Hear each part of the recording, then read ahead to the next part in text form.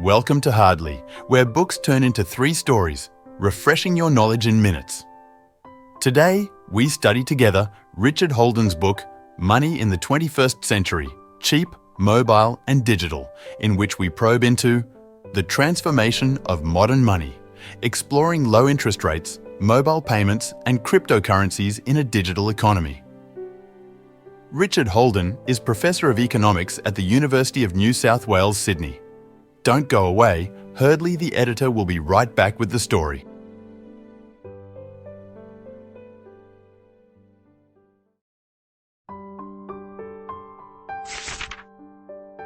The stories I want to share with you today revolve around 3 pivotal moments that illustrate how modern money is being reshaped in the 21st century. We begin with the tale of a bold move by the Indian government that reveals the complexities of transitioning to a cashless society. From there, we travel to Kenya, where digital banking has revolutionized the lives of millions, showing the power and potential of mobile money. Finally, we turn to the controversial yet fascinating rise of cryptocurrencies, which pose a challenge to the traditional power structures of central banks worldwide. It was a quiet November evening in India when Prime Minister Narendra Modi made a stunning announcement that would ripple through every corner of the nation. He declared that, effective immediately, all 501,000 rupee notes would cease to be legal tender. This bold move, intended to crack down on black money, counterfeit currency and corruption, effectively sucked 86% of the cash out of circulation overnight. The government gave citizens just a few weeks to deposit their old bills in banks or exchange them for new ones. The move created a frenzy. I remember the vivid images of long queues outside banks, stretching for miles, as people scrambled to exchange their now worthless cash. The story of this demonetization effort is one of chaos and unforeseen consequences. While the policy was intended to target the hoarders of black money, it was the ordinary citizens, many of whom operated in a cash-based economy, who felt the most pain. Although there might be long-term benefits, I felt the likely short-term economic costs would outweigh them, warned a prominent economist before the policy was rolled out. And he was right. The economy stumbled as farmers, small traders, and daily wage earners who relied on cash saw their livelihoods evaporate almost overnight. Businesses slowed to a halt, and the government struggled to introduce new currency fast enough. Yet, amidst the turmoil, the demonetization experiment did one thing. It forced India to accelerate its move towards digital payments and a cashless society. In a country where cash was king, digital transactions suddenly became a necessity. This transition set the stage for a deeper discussion about digital money, which takes us to another part of the world, where digital banking was not just a reaction, but a revolution. In Kenya, something remarkable was happening. M-Pesa, a mobile money service, was transforming lives in a way few could have imagined. Picture a woman named Mary who lived in a small village miles away from the nearest bank. She sold fruits at a local market, barely making enough to cover her daily expenses. Carrying cash was dangerous and banks were too far to be practical. But with the advent of M-Pesa, Mary's world changed. She could now receive payments on her phone, save money, and even get small loans without ever stepping into a bank. The impact of mobile money in Kenya was profound. It not only made transactions safer, but also helped lift people out of poverty. For many, M-Pesa was not just a financial tool, it was a lifeline. A study quoted in the book stated, "High-quality evidence from randomized controlled trials in Kenya shows that mobile money has decreased poverty, increased female participation in the non-agricultural sector, and increased savings rates." The technology was simple yet powerful.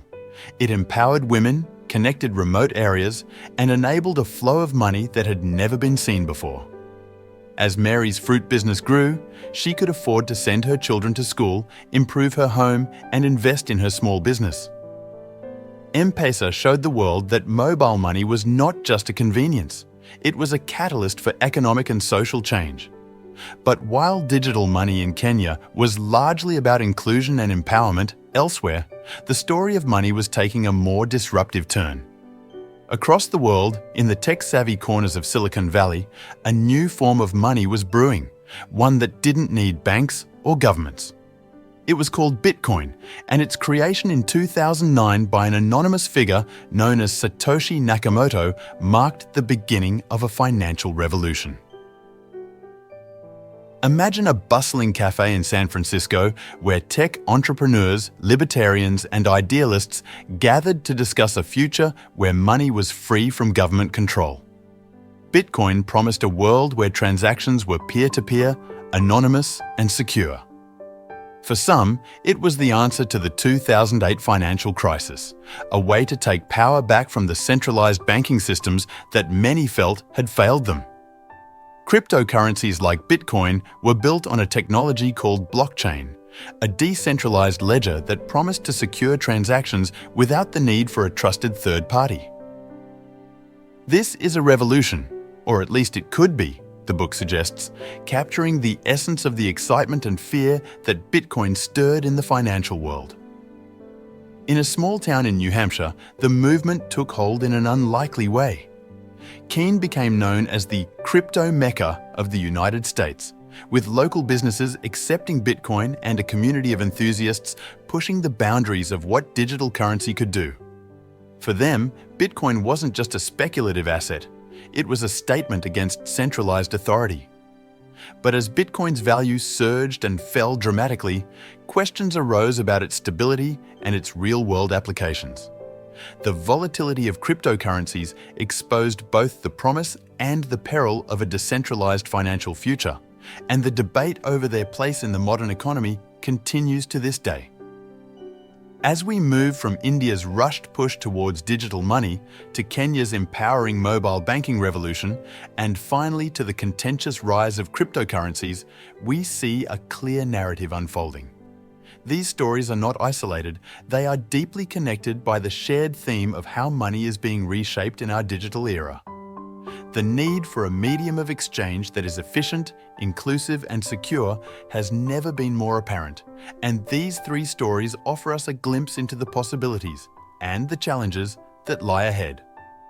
The transformation of modern money, from India's demonetization to Kenya's mobile banking success and the rise of cryptocurrencies, paints a complex picture of innovation and disruption.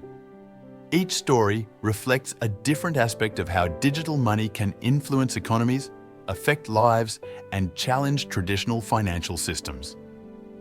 As the editor of Hardly, by learning from these stories, we can see that the future of money is not just digital, but also more democratized and inclusive, offering new opportunities while posing significant challenges for global financial governance.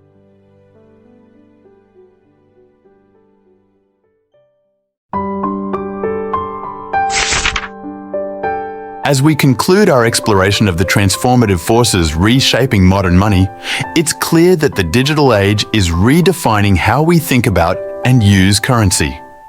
To illustrate this shift, let's consider a striking example from the book involving China's rapid adoption of digital currency through the introduction of the ECNY, or electronic yuan. In a bold move, the Chinese government launched a digital version of its currency to over 260 million people, testing it in several major cities. This initiative was not just about convenience. It was a strategic play to maintain control over the country's monetary policy and counter the rising influence of cryptocurrencies and foreign digital currencies. The ECNY allowed the government to track all transactions in real time, offering unprecedented oversight and the ability to combat illicit activities more effectively. For the first time in history, private currencies might actually win, the book notes, highlighting the tension between government control and the rise of decentralized alternatives. This final story underscores the central argument of the book. The future of money in the 21st century is being shaped by the interplay of technological innovation, government policy, and the evolving needs of global citizens. As we navigate this new landscape, The choices made by governments, financial institutions, and individuals will determine whether money becomes a tool for inclusion and empowerment or a battleground for control and dominance.